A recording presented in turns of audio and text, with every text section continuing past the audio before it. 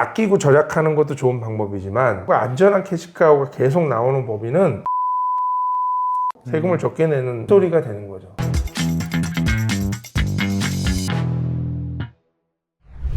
안녕하세요. 용주TV 강홍수입니다. 오늘 그 수강생인 김정인님께서 궁금한 게 있다고 찾아오셨어요. 그래서 영상 만들려고 하는데 궁금한 게 어떤 거였어요? 법인 투자에 대해서 좀 궁금해서 이제 대표님께서는 법인 전문가시잖아요.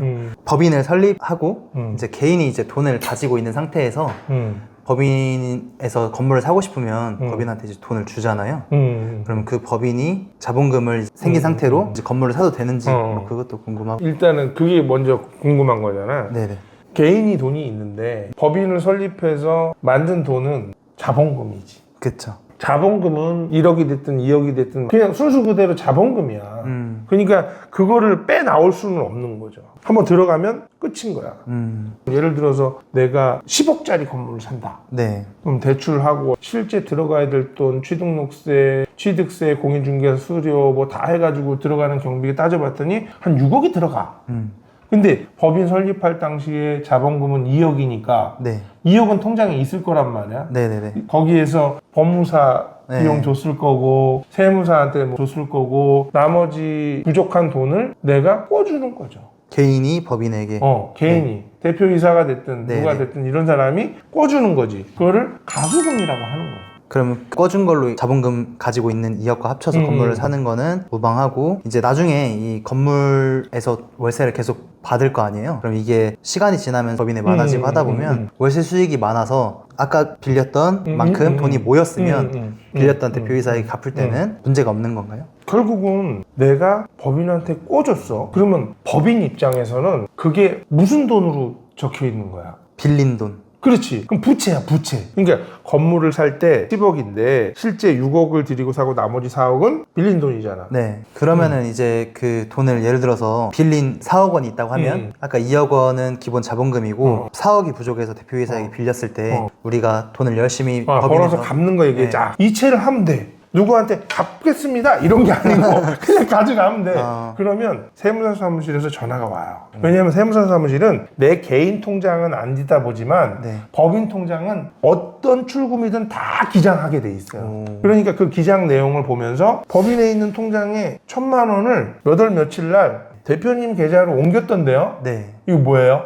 이렇게 연락 온다는 거지. 그러면 그거 훈돈 갚은 거예요. 가수금 갚은 거예요. 이렇게 처리해 주세요. 그러면 여직원이 보면서 또 얼마를 또 넣었구나. 얼마를 또 가져갔구나. 네네. 계속 장부에 처리가 될 거라는 거죠. 그거는 꼭 이자를 책정을 안 해도 상관없는 거죠? 그렇죠. 그러니까 워낙은 내가 꿔줬으니까 이자를 당연히 받아야 되겠죠. 돈을 꿔줬으면 받는 건데 대표이사고 특수관계에 있는 사람이 꿔줬을 때는 이자를 안 받아도 괜찮다는 상법이 있어요. 네. 그래서 안 받아도 되는 건데 받으려면 받아도 돼요. 그건 선택사항이네요. 근데 그걸 받았을 때 그만큼의 세금은 내야 되죠. 이자를 받았을 때는 원금은 상관없지만. 우리가 예를 들어서 내가 정인 씨한테 1억을 꿔줬어. 네. 그리고서 한 달에 100만 원 이자야. 나한테 다음 달에 갚았어.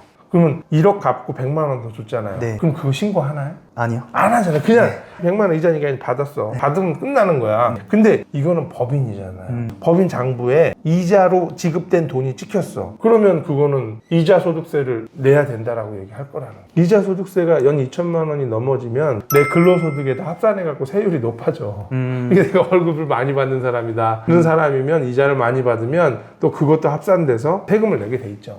그러면 만약에 법인한테 대표이사가 꿔준 돈은 방금 말씀하신 것처럼 내가 주기적으로 다달이 원금 상환을 해도 되지만 이게 비주기적이어도 상관은 없다는 말씀이시네요. 그렇죠. 병원이 안 갚아도 상관없고 장부상에 기록이 돼 있는지만 정확히 아시면 돼. 그러니까 내가 4억을 꿔줬는데 네네. 12월 30일자로 이제 회계법인을 마감하잖아요. 그래서 정리를 했더니 4억이 가수금으로 내가 꿔준 돈으로 적혀 있으면은 이 법인에 정확히 처리가 된 거지. 그러면은 저희 같은 용주님 제자분들 궁금해하실 점이 개인에서 이제 번 돈이 수익이 어느 정도 넘어섰을 때는 이제 법인으로 넘어가야 된다고 대부분 생각하고 계실 텐데 지금 말씀하신 맥락에서 이제 어느 정도 이해가 되는 것 같아요. 이제 개인에서 법인으로 넘어갈 때 개인이 준 돈을 나중에 돌려받아도 되는 거기 때문에 법인의 돈을 빌려주지만 법인에서는 계속 물건은 생기고 그렇죠. 개인에게 네, 돈을 돌려주면 그렇죠. 물건은 그대로 남아있으니까 그렇죠. 황금알을 낳는 거인은 계속 생성이 되는 거네요. 그렇죠. 안전자산을 사서 캐시카우, 돈을 찍어내는 기기를 만드는 거잖아요. 딱 그건 것 같아요. 그리고 이거는 저같이 잘 모르는 분들은 궁금해하실 것 같은데 법인을 설립했을 때 이제 월세에서 나오는 법인인데 소득이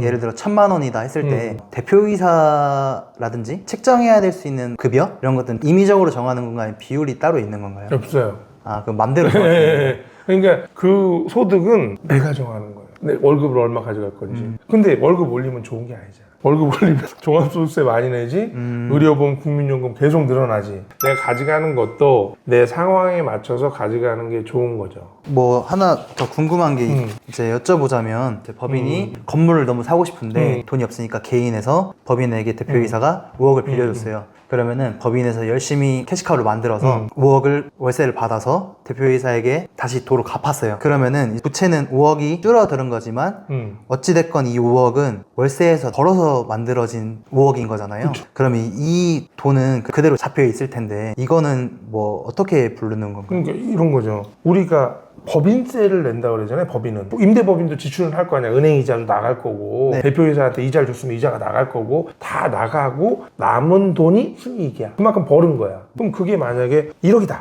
그러면 법인세 9%를 내래. 그러면 끝이야. 법인은. 그러면 내고 나서 남은 돈을 잉여금이라고 그래요. 이익잉여금. 근데 그거를 9천만 원 남은 돈을 대표이사한테 꿔준 돈이 있으니까 그 돈을 갚았어. 그럼 이익잉여금이 없어지냐? 아니에요. 그건 안 없어져요. 그대로 있는 거야. 그리고 그냥 부채를 갚은 거지. 이익에서 남은 돈은 그대로 있는 거야. 그럼 장부상에 이익잉여금은 9천만 원이 남아있어. 그럼 그건 어떻게 되는 거야? 그러니까 그게 너무 궁금해요. 그게 부동산으로 남아있는 거야. 순자산의 가치가 높아지는 거지. 9천만 원이 증가된 거지. 갚았으니까. 부채가 줄었으니까 그게 순자산으로 남아있는 거지 캐시로 남아있는 게 아닌 거지.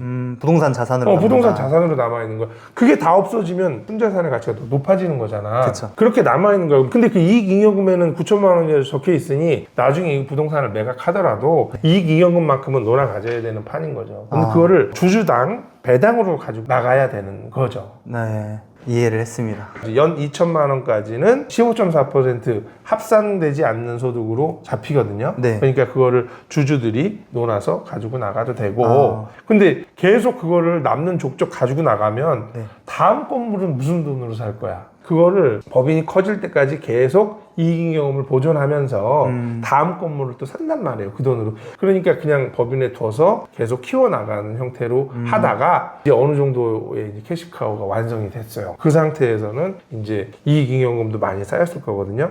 그 다음부터는 어쩔 수 없이 이제 배당을 나가는 방법으로 하는 거죠. 그래서 모든 법인은 제일 어려운 숙제가 이익잉여금을 어떻게 털어내느냐가 숙제예요. 그건 언젠간 세금을 내야 될 돈을 갖고 있는 거야. 개인 사업하는 사람들은 매년 세금을 내고 남은 돈에 대해서는 노타치잖아요. 근데 법인은 세금을 내고도 남은 돈은 세율은 낮지만 언젠간 세금을 내고 가지고 나와야 된다는 거지. 근데 그 돈을 키워놓고 나서 내가 세율 구간이 낮아졌을 때 갖고 나오라는 거죠. 내가 연봉이 7천, 8천 되는데 이익잉여금을 갖고 나오면 합산 적용해서 세금을 더 많이 내요. 2천만 원 이상 갖고 나오게 되면. 그러니까 그렇게 세금이 높은 구간일 때 가지고 나오는 게 아니고 오히려 실직했어. 아니면 임대 법인에 들어와서 월급을 받고 있는데 아주 소액으로 받고 있어. 그럴 때 배당을 받아 나가는 거예요. 그리고 제가 얘기하는 임대 법인은 결국은 계속 성장해 나간 상태에서 법인에 소속되어 있는 근로자가 되니까 근로자의 급여로 갖고 오던 아니면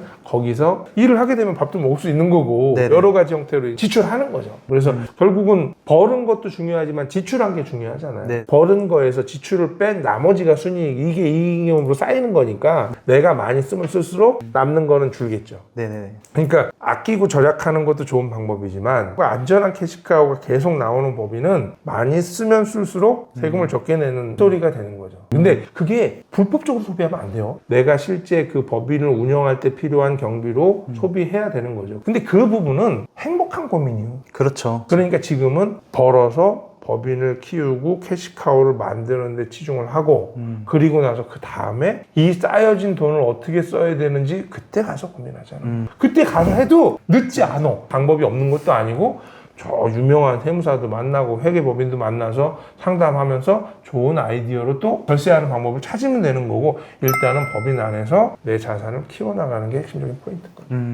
그러면 일단 저희 같은 이제 입장에서는 개인에서 돈을 열심히 벌어서 법인에게 돈을 빌려줘서 법인이 안정적인 캐시카우를 충분히 만들 때까지 기다려줬다가 그 법인에서 돈을 벌면 개인에게 돈을 받을 수도 있는 것이고, 거기 부분에 대해서는 빌려준 돈을 받는 거기 때문에 세금이 없고, 다만 그걸 다 갚고 나서 벌어지는 소득에 대해서는 현명하게 처리를 할 수 있는 방법을 그때 가서 찾는 게. 그렇죠. 처음부터 굳이 주택을 임대하는 거는 법인을 설립할 필요까지는 없는데, 우리가 세금을 많이 내야 되는 자산들이 간혹 있거든. 상가라든지 오피스텔 이런 것들은 투자하면 할수록 자꾸 개인이 하면 막 계속 할증돼서 나오잖아요. 네네. 그러니 법인으로 만들어 놓으면, 법인은 국민연금을 들어갈 이유가 없어. 법인이 뭐 아파요? 법인은 안 아프잖아요. 네. 연금도 노후보장이 필요 없잖아. 그러니까 네네. 그렇게 만들어서 이런 거를 해 나가는 게 절세의 방법인데, 사실 우리 같이 임대를 목적으로 건전하게 투자하는 거는 앞으로 우리나라의 소득이 높아지고 선진국이 돼 가는 과정에 반드시 필요한 거예요.